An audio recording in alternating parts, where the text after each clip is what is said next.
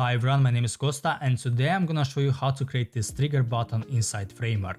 So that is great if you want to push people to scroll down, and when I click on this button, it's gonna send me to another section. Obviously you can choose which section you want to send people to. In my case I choose this one, but you can also choose these images for example, or other sections. So yeah, that is gonna be a very fun tutorial. Now let's get started. First select a frame.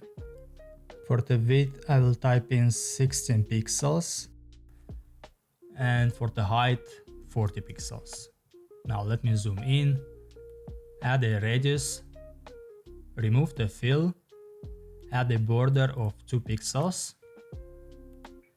go back to layout and add another frame inside and make it 6 pixels by 6 and put it in the center, and now make it a circle. So that is great. Now let's call this frame trigger button. Right click and create a component. Select a circle, go to effects and click on loop. For rotate type in 0 and then go to offset in the Y field and let's add 24 pixels.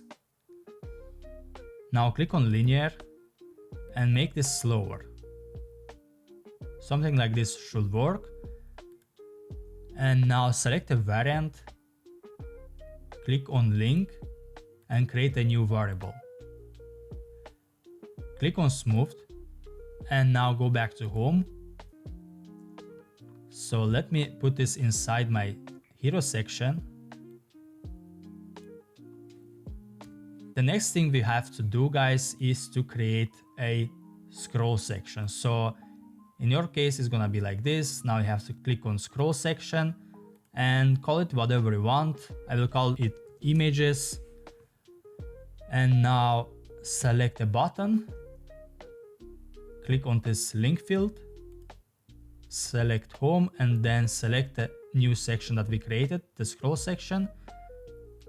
It's gonna be images.